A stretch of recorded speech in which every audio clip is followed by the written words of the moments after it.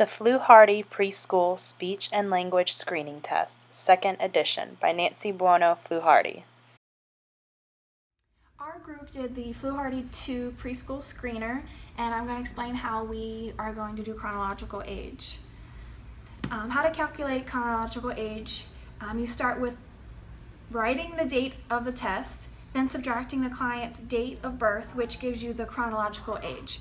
It is appropriate and necessary to use for the Fluharty preschool screener and language screening test. You would calculate this part in section 1 by identifying this information. For example, if you were administering the test on December 19th, 2016, and the child's birth date was May 12th, 2012, their chronological age would be 4 years and 7 months. We were also asked to do basal and ceilings for our test. The Fluharty does not ask for a basal or a ceiling score, only raw and standardized scores throughout the test. And now we're going to get into administering the test.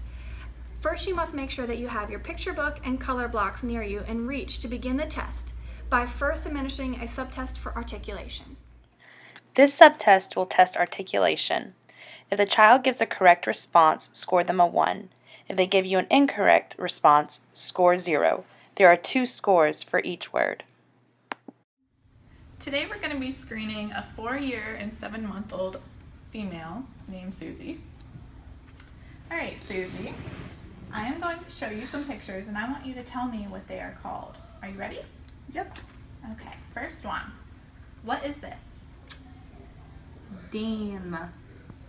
Please say can. Can. Very good. How about this one? Da.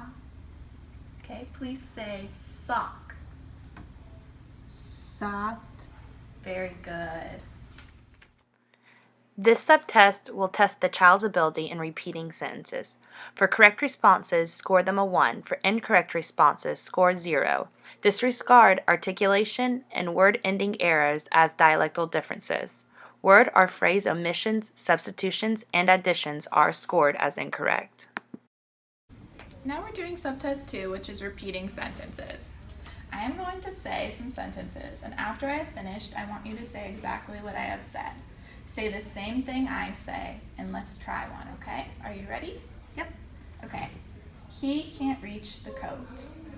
He. Tent. Coat. Okay, listen to exactly what I say and repeat after me. He can't reach the coat.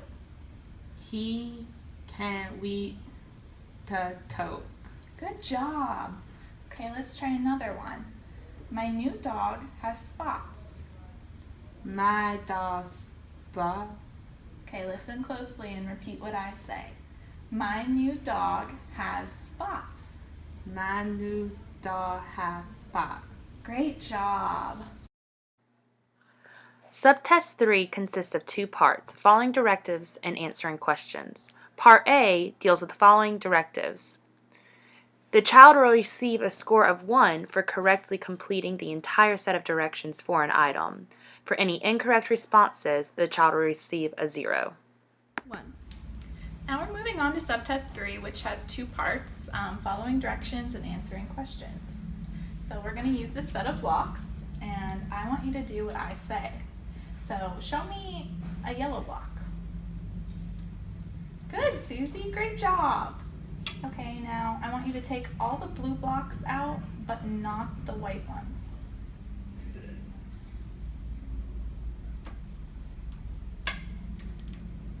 Good job. In Part B, which deals with answering questions, the child will receive a score of 1 for an appropriate reply to the question type. For any incorrect responses, they will receive a 0. Now we're moving on to subtest 3, Part B, which is answering questions. I want you to tell me some things about you. Are you ready? How many brothers and sisters do you have? I had 2 brothers. Good job. And how did you get here today? I like ice cream. Okay. Subtest 4 deals with describing actions.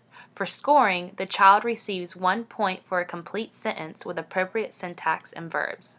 The target verb must be used in the sentence. Now we're moving on to subtest 4, which is describing actions. I'm going to show you some pictures and I want you to tell me about the pictures. If I show you a picture of someone reading, you might say, she is reading a book, or the person is reading a book. Do you understand? Good. Okay, so let's try one. What is the person in this picture doing? He is climbing. Good job, she is climbing. And how about this person? What are they doing? He waving. He wave. Let's try again. What is this person doing? I don't know. The person is drinking a glass of milk.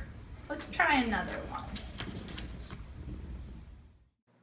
Subtest 5, which deals with sequencing events, is the last test in this screening. For scoring, number of steps is scored 1 point for 3 or more steps in proper sequence.